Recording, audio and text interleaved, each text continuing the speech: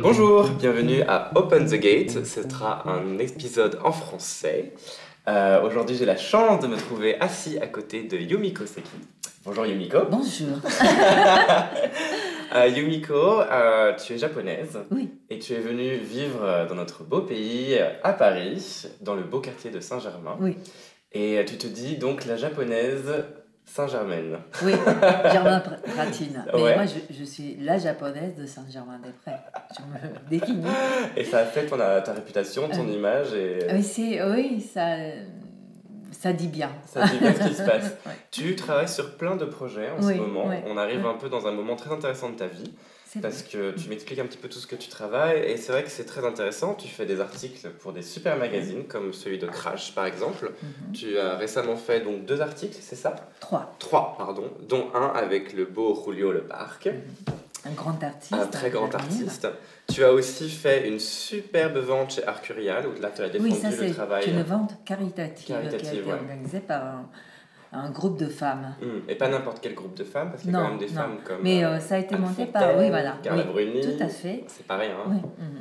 Et alors donc cette vente s'est passée chez Arcurial il y a peut-être 2-3 semaines, c'est ça? Oui. Bravo.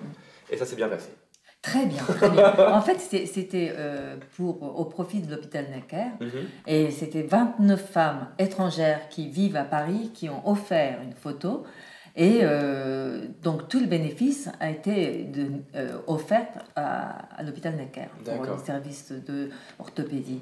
Et j'ai choisi un diptyque, Ouais. diptyque de photos de Franck Perrin. En fait, chaque femme choisissait une photo liée à son Oui. pays. Et D'accord. moi, je n'ai pas choisi un photographe japonais, mais j'ai choisi une photo qui avait un rapport avec mon pays. Donc, c'est un paysage de la rue de Ginza, à D'accord. Tokyo, pas très loin de là où je suis née. Et ça s'est très bien vendu. Alors, le photographe est content. Tu moi fais aussi. partie d'une des meilleures ventes d'ailleurs, Oui, il faut oui. le dire. Oui, oui. Et donc ces 2 petits projets résument très bien ta connexion avec les articles Ouais. et les artistes C'est vrai, avec lesquels ouais. tu travailles. Tu voyages, tu fais beaucoup de foires, tu te balades, Oui, tu oui. aiguises ton Oui, œil oui. et tu rencontres beaucoup de gens. Tu es connu pour faire des liens entre les artistes, que ce Alors, soit ouais. des designers, des peintres, des photographes. Quelle est ta force? D'où ça vient cette passion pour l'artistique en général? Bon, déjà, je suis venue en France il y a 35 ans. Et quand j'étais petite, j'aimais beaucoup l'art. Enfin, d'abord la musique classique, parce que je commençais à faire du piano très jeune. Ouais. Et ensuite, l'art plastique, ça m'a beaucoup influencé. Et finalement, je suis venue en France plutôt pour faire des études littéraires, parce qu'il D'accord. fallait quand même que je me concentre un peu plus sur la langue. Et à ce moment-là, je voulais faire du cinéma, travailler dans le cinéma. J'adorais Godard, Ouais. Nouvelle Vague et tout. Tu étais très amoureuse de la France en fait. Absolument, mais Ouais. oui, mais de l'art. Hein. J'étais pas amoureuse d'un Français, hein. Il faut pas confondre. Mais tu Et préfères après- le vin au saké, j'ai lu. Hein. Absolument. Non, il y a beaucoup d'aspects de la France que j'adore. D'accord. Donc en fait, j'ai pas pu travailler dans le cinéma parce qu'à l'époque, il n'y avait pas beaucoup de coproduction. Mais enfin, j'ai travaillé un petit peu. Et après, j'ai pu travailler dans la télévision. D'accord. Japonaise. Et déjà, donc c'est aussi le lien entre la culture et la société, et tout ça, des gens. Et je m'intéresse beaucoup aux gens, de la vie des gens, soit ordinaires ou célèbres et tout. Donc c'est pour ça que je fais des interviews, des portraits des gens. Et moi j'adore aussi recevoir à la maison. Enfin, c'est quelque chose de... Alors, Ma grand-mère était comme ça aussi. La maison, on va en parler parce Oui, que tu vis oui. dans un appartement qui est assez surprenant. Oui. C'est un espèce de musée, salon de découverte, galerie. Oui, à oui. chaque fois qu'on te rend visite, il y a de nouvelles pièces. C'est Ça vrai, change tout le temps ça, c'est ici. grâce à mon ex-mari. Oui. Qui est galeriste, mais enfin il n'est pas galeriste d'art contemporain, mais de design et de mobilier d'architecte. Et moi aussi, j'ai cherché, j'ai trouvé des pièces de période au Japon, etc., parce que ça m'intéresse énormément, le design, même contemporain. Et ici, c'est vrai qu'il y a le mélange de... bon, enfin, déjà le décor est haussmannien, c'est un appartement haussmannien, mais les œuvres d'art contemporain, ça va très bien. Parce que tu crées un clash énorme dans un appartement qui pourrait paraître un peu bourgeois quelque part, tu vois. Et on arrive, c'est, on dirait, une galerie new-yorkaise avec des œuvres du monde entier, c'est la folie. Et parce que quand on arrive, c'est un espèce de... C'est pas bordélique, mais il y a tout en même temps. Tu mélanges les années, tu mélanges les couleurs très bien, avec beaucoup de goût. Et en fait, tu as réussi à créer une totale harmonie. C'est vrai que quand on arrive chez toi, on se sent très bien. C'est pas impressionnant, on a envie de tout regarder. Tu as un goût qui est vraiment très, très prononcé. Comment est-ce que ça a commencé à grimper en toi? Est-ce que tu pourrais te dire décoratrice, par exemple? Oui, mais ça, c'est grâce à lui, enfin, mon ex-mari. Donc, je me prétends pas être vraiment douée pour ça. Et j'ai vécu dedans, donc je suis attachée à tout ce décor. Et maintenant, il y a des choses qui changent aussi parce que je vis seule. Et c'est petit à petit, en fait, en regardant, en voyant beaucoup de choses différentes. Voir des foires ou bien l'exposition comme au musée des Arts Déco. Je fais partie de cercle des Arts Déco, donc il y a toujours des expositions. Et ça, on apprend beaucoup. Il faut voir beaucoup de choses, je pense. Et de voir aussi les intérieurs ailleurs. Aussi, l'architecture, c'est important. J'adore aller dans des... Enfin, quand je visite, même au Japon, je vais souvent au Japon, chaque fois, je vais dans une ville, ou même en dehors de Tokyo, là où il y a une fondation, un musée, dans le décor naturel, et c'est l'architecture fabuleuse. Donc là, récemment, il y avait Paris Photo à Paris. Tu reviens de Londres, dans laquelle tu as aidé un artiste à faire une installation. Après-demain, tu pars à Miami Basel. Tu es sur tous les fronts. En ce moment, c'est un peu exceptionnel. D'habitude, je ne voyage pas tant que ça. On a de la chance d'avoir un petit moment avec toi.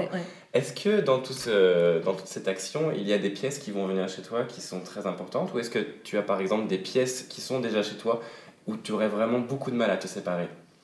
Alors, il y a beaucoup de choses. Non, par exemple, derrière, là,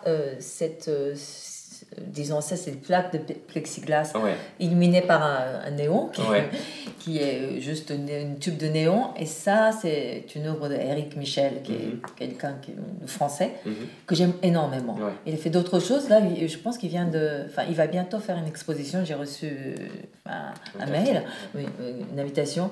Et j'ai aussi acheté une petite sculpture, c'est pour mon fils, chez lui. D'accord. Et ça, j'aime beaucoup, beaucoup. Et j'ai envie d'avoir d'autres choses de lui, encore. Parce qu'il n'est pas très, très connu encore, mais c'est quelqu'un qui a fait beaucoup d'installations avec la lumière. J'aime beaucoup ça clignote chez toi. Ouais, j'aime beaucoup les œuvres avec la lumière. Il y a toujours des œuvres en mouvement, il y a une sculpture qui clignote, il y a un texte qui défile, il y a les télés qui n'arrêtent pas. Là, il y a même une sculpture avec du son.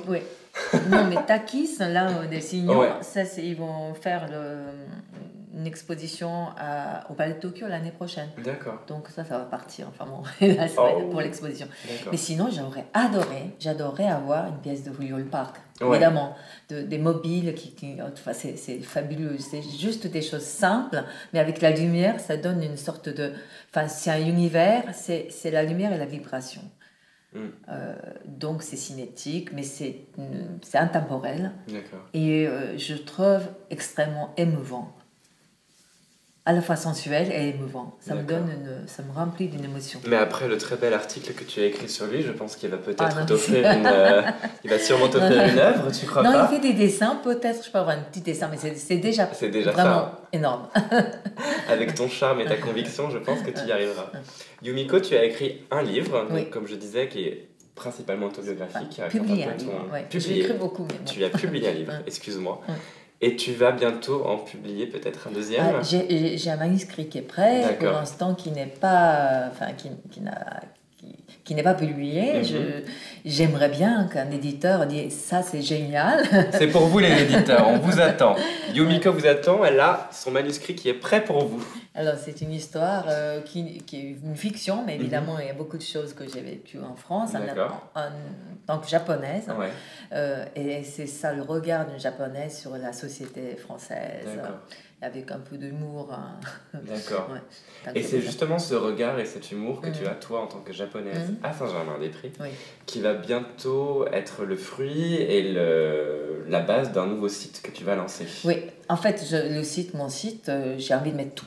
J'avais tout ce que je fais là un peu de musique, j'adore le jazz, donc il y a déjà un petit peu de petits films. D'accord. J'adore faire la cuisine, donc je vais mettre peut-être des recettes franco-japonaises parce que je mélange tout. Hein. J'adore faire la cuisine. Et sinon, je fais les aquarelles pendant les vacances. Ah bien, oui, j'ai vu quelques la dernière fois. Et aussi les articles de presse et mon livre, je ne sais pas si je vous peux mettre tout, mais bon, voilà. Et quoi d'autre parce que tu es aussi une référence pour tout ce qui est de bon goût.